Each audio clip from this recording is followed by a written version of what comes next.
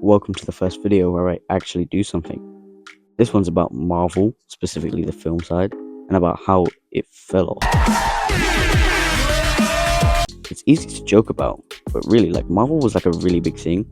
If you look at the top 10 highest grossing films of all time, you can see that there's 3 Marvel films. One of them from the newer films, which tend to be worse, but there are a few good ones from the newer ones, like Spider-Man No Way Home, Black Panther Wakanda Forever, Black Widow, Guardians 3. There's only a few that you can actually pin down as good.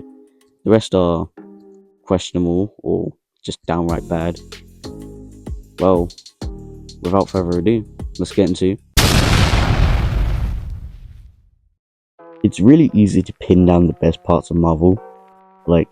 Phase 1 to 3 is obviously the best one. I mean, in terms of money, popularity, ratings, they have the highest. But this is really unbelievable because nobody wanted the Avengers. That's why Sony bought Spider-Man, because everybody loved Spider-Man, and they made the Raimi trilogy, made a bunch of money, blah blah blah. And Marvel just took a gamble, made all separate movies for each Avenger, made them come together like the comics, and this just led to some big explosion in popularity for the Avengers. And eventually it ended in one of the biggest climaxes in cinema with Avengers Endgame. But then they caught themselves up. Where are they supposed to go after such a big climax?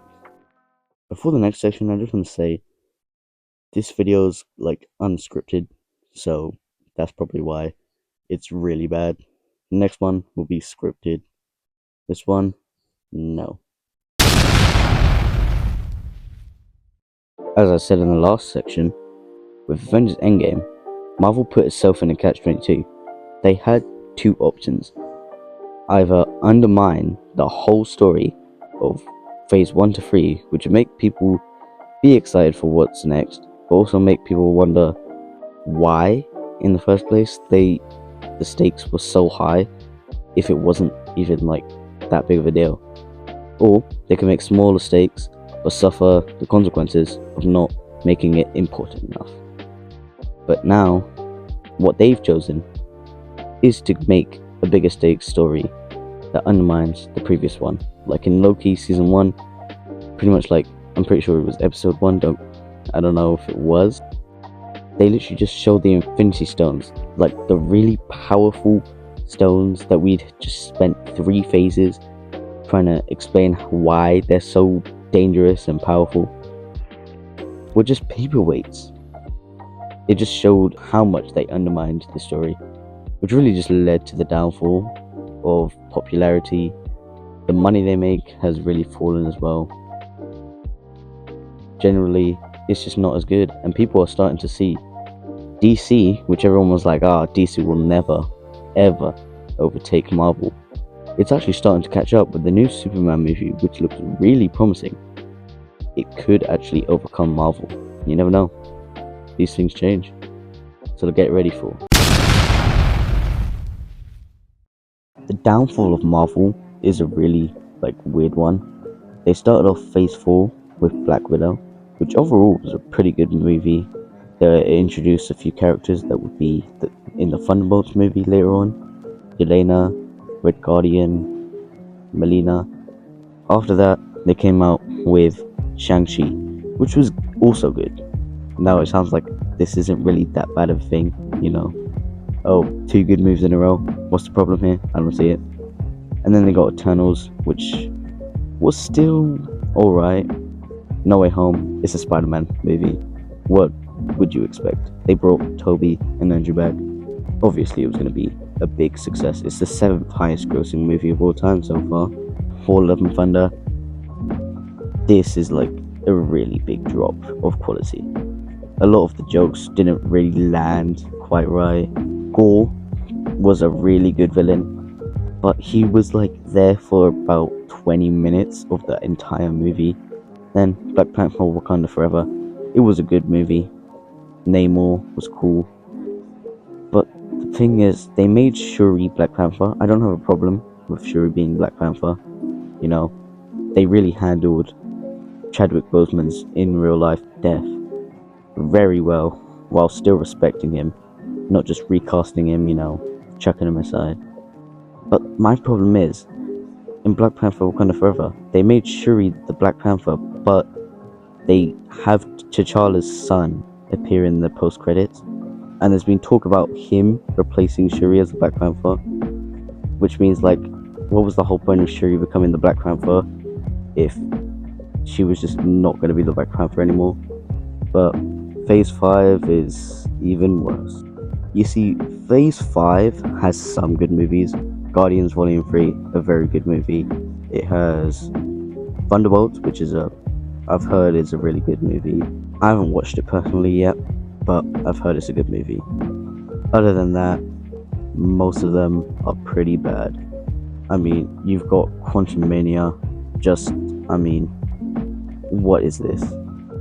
What is this? Like, they really just took the guy from Sharkboy and Lava Girl and just copied him. Next up, they've got Fantastic Four First Steps, which looks pretty good. I mean, it's advertised really well. And the Fantastic Four in Marvel, something nobody expected. And then they've got Spider-Man Brand New Day. It's a Spider-Man movie. It's pretty much an exception. It's always going to do well. Everybody loves Spider-Man. Then Avengers Doomsday and Secret Wars. I'm worried. I'm really worried. I have no idea how they're going to pull this off. With such a lackluster setup and with no other Avengers movies in Phase 4 or 5 to really, hype people up, be like, oh yeah, Doom is coming. Which Kang was actually the first one, but the guy got a few legal troubles, so he was decided not to be the main villain of this multiversal saga, and they switched it to Doom, which kind of just gets rid of the whole point of Quantum Mania, which was introducing Kang the Conqueror. I guess it's not their fault, but they could do something better. And Doom with Robert Downey Jr., it could be good. I mean, there's some Tony Stark things like I Doom You 3000, kind of Iron Man, turning into Doom stuff. A lot of theories about Iron Man actually being Doom the whole time. The new Thunderbolts, which are supposed to be the new Avengers, are the Red Guardian, Yelena, which I personally I like them because I saw them in Black Widow. I thought they were pretty funny. Red Guardian was funny, Yelena was good and funny.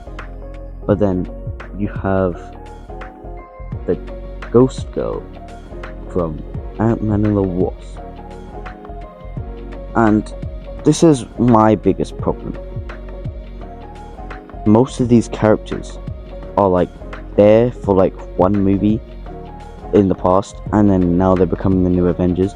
Bucky, obviously we all know Bucky from way back in Captain America, First Avenger. But Ghost, I don't get Ghost. Why would they add Ghost from Ant-Man and the Wasp?